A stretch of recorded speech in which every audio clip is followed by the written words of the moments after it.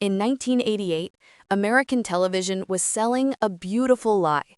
It was the era of The Cosby Show, an aspirational, upper-middle-class world led by a successful doctor-father, where every problem was solved with a loving smile and a cozy sweater. For 2 straight years, it was the #1 show in America.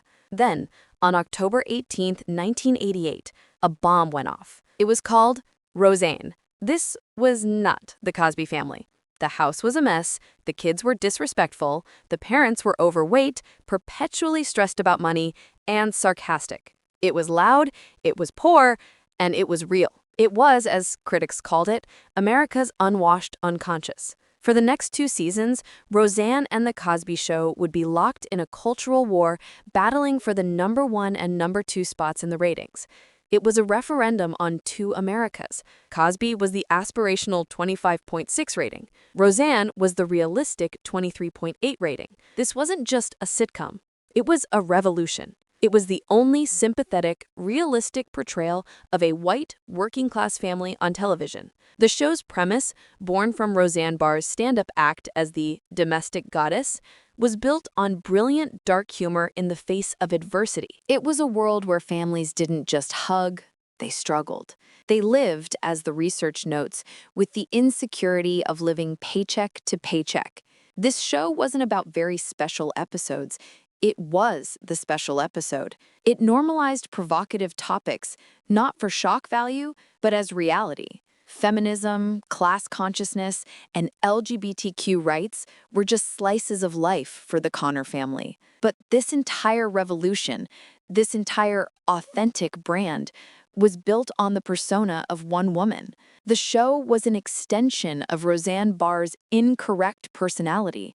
The character, Roseanne Connor, was a working-class feminist icon. The actress, Roseanne Barr, however, was about to prove just how incorrect she could be. The show had just become a #1 hit, and the star was already establishing a pattern of self-destruction. The 1988 debut made her a hero of the working class. But just 20 months later, in 1990, she would stand in the middle of a baseball stadium and commit an act so disgraceful that the President of the United States would publicly condemn her. This 1990 scandal wasn't just a mistake. It was the blueprint for the tweet that would, 28 years later, destroy her entire empire. That blueprint was the 1990 National Anthem scandal. It was the moment the public learned that Roseanne Barr's incorrect persona wasn't just a character, it was a weapon.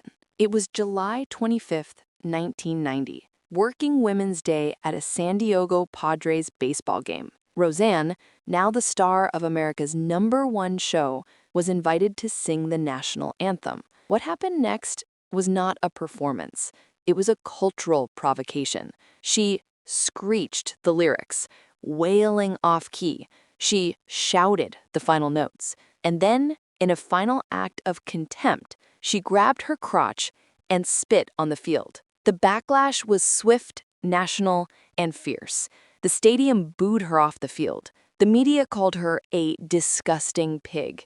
One famous opera singer said it was like the burning of the flag. But this is the crucial part of the pattern. The scandal escalated to the highest level of government. The President of the United States, George H.W. Bush, speaking from Air Force One, publicly called her performance a disgrace.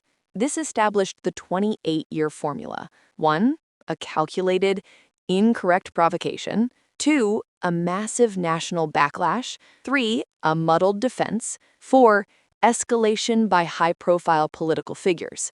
This 1990 incident proved that Roseanne Barr was not just an actress. She was a chaos agent. And then the show ended its original run, and she faded into the bizarre, angry world of online conspiracy theories. Fast forward 21 years. In March 2018, the impossible happened. Roseanne returned to television, and the debut was a monster. It pulled in 18.4 million viewers. It was 10% higher than its 1997 finale. It wasn't just a hit. It instantly became the #1 most watched show in America, beating Sunday Night Football. But this is where the story turns dark. Why was it so successful? Because the producers had made a fatal bargain. The 1988 show was about class, a universal struggle. The 2018 reboot was built on a new, far more dangerous premise: politics.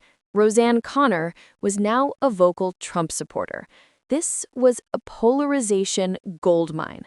It gave Flyover America a hero and gave liberals a safe way to observe the other side. President Trump himself called Roseanne to congratulate her on the ratings. The show was about us, he said, but this fused the actress with the character. The 1990 chaos agent was now the face of a partisan movement, and the network and her co-stars knew the truth. They knew her real-life online behavior was not the 1990 domestic goddess. It was now a decade of inflammatory far-right conspiracy theories.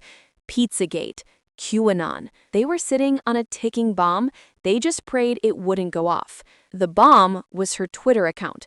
And on May 29, 2018, it finally exploded. The target? A Black woman named Valerie Jarrett. And the fallout would trigger the fastest execution in television history. If you'd like to support the research we do to uncover deep stories like this one, please take a moment to like this video and subscribe to our channel. Your support means we can continue to bring these untold truths to light. The bomb that had been ticking since 1990 finally went off. May 29, 2018, 2:45 a.m. Pacific Time. Roseanne Barr posts the tweet, the one targeting Valerie Jarrett, a Black woman and former senior advisor to President Obama. The text was not ambiguous. It was not a joke. It was a classic, undeniable racist trope. Muslim Brotherhood and Planet of the Apes had a baby equals VJ. The internet saw it immediately. The backlash was instantaneous. But this wasn't just online anger. This was a corporate crisis at the highest level. The first crack in the empire didn't come from the network.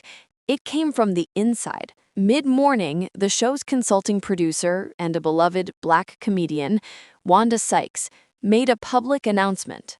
She tweeted, "I will not be returning to @Roseanne on ABC." That was it. The first public internal defection. Wanda Sykes had just pulled the pin. She signaled to the network and the world that the show was now toxic. And then the world responded. This is what you asked about. The reaction was not just from fans. It was a total, unified condemnation from Hollywood. Shonda Rhimes, the most powerful producer at ABC, praised Wanda Sykes' exit. Ava DuVernay, the acclaimed director, called out the network's hypocrisy. The entire industry was watching ABC. But the media reaction is what truly exposed the culture war that Roseanne had been monetizing. Mainstream media, like CNN, the coverage was unified and blunt. It was a racist tweet from an actress with a history of racist remarks. Partisan media, like Fox News, this is where the 1990 blueprint returned. As our research shows, the response was a masterpiece of rhetorical reframing. Commentators conceded the tweet was unacceptable, but they immediately pivoted. They screamed about a double standard. They cited jokes from Jimmy Kimmel. They yelled about cancel culture. They successfully reframed Roseanne, the perpetrator, into Roseanne, the victim. But what about the woman who was actually targeted? Valerie Jarrett's response was a masterclass in dignity. That same evening, she was scheduled to appear on an MSNBC town hall about racism. The timing was surreal. She didn't attack. She didn't name call. She said, "I think we have to turn it into a teaching moment. I'm fine." She also revealed that the CEO of Disney, Bob Iger, had personally called her before the news broke to apologize and tell her he had zero tolerance for it. She was magnanimous in public because she already knew the execution was coming. And the execution was swift. Late that morning, just 8 hours after the tweet, ABC President Channing Dungey, the first Black woman to ever head a major broadcast network, issued the fatal blow. Roseanne's Twitter statement is abhorrent, repugnant, and inconsistent with our values, and we have decided to cancel her show. Bob Iger confirmed it. There was only one thing to do here, and that was the right thing. The #1 show in America was dead. Roseanne was fired. Her career was over. The chaos agent had finally self-destructed. But the story wasn't over. Because now her family, John Goodman, Sara Gilbert, and Laurie Metcalf, had to deal with the fallout. And they were about to be accused of the ultimate sin, betrayal. The execution was complete. The #1 show in America was dead. Roseanne Barr was fired, her career in ashes. But the chaos wasn't over. It had just created a new set of victims. The family. John Goodman, Laurie Metcalf, Sara Gilbert, and the 200-plus crew members who now had no jobs, all because of one person's tweet. This is the moment that Duygusal Autopsy truly begins. The cast was now faced with an impossible choice, a moral crisis. Do they stay loyal to their mother, Roseanne, the woman who just destroyed their livelihoods, and let 200 innocent crew members stay unemployed? Or do they betray their mother to save the family? The family fractured, live in public. John Goodman, Dan, he was the loyalist. He was, in his own words, brokenhearted and very depressed. He wasn't focused on the tweet. He was focused on the loss of his friend. He later defended her. She's not a racist. Sara Gilbert, Darlene, she was the pragmatist. As an executive producer, she had a responsibility to the show. She was the first to publicly condemn the tweet, calling it abhorrent. And this is the betrayal. Roseanne Barr didn't see Sara Gilbert's tweet as damage control. She saw it as a knife in the back. She later stated, in no uncertain terms, that Sara Gilbert's tweet was what destroyed the show and my life. She accused her co-stars of throwing me under the bus. The on-screen family was now at war. The cast, led by Sara Gilbert, made the impossible choice. They would save the 200 jobs, but this required a brutal, unprecedented corporate solution. ABC agreed to a spin-off, The Connors, on one condition. Roseanne Barr would have zero financial or creative involvement. She had to legally sign away her rights to the very characters she had created. She agreed, releasing a PR-managed statement that she was doing it to save 200 jobs. But this created one final, horrifying problem. How do you have a show called Roseanne without Roseanne? You have to kill her. The premiere of The Connors in October 2018 revealed their solution. The family is shown grieving. Roseanne Connor, the matriarch, has died suddenly in her sleep. But the show didn't stop there. They didn't give her a respectful heart attack. They discovered the truth. She had died of an opioid overdose. This was the ultimate narrative masterstroke. The showrunners later said a simple heart attack would have been cowardly. By killing her with opioids, they did two things. They separated the actress, fired for racism, from the character, killed by a working-class tragedy. They allowed the show to return to its 1988 roots, tackling the real problems of working-class America, like the opioid crisis. Roseanne Barr was furious. She tweeted, "I ain't dead, bitches." She called the opioid death unnecessary, grim, and morbid, but she missed the tragic irony. In the end, the family that she accused of betrayal, the ones who murdered her character, were the only ones left protecting the show's original 1988 soul. They killed the matriarch to save her legacy.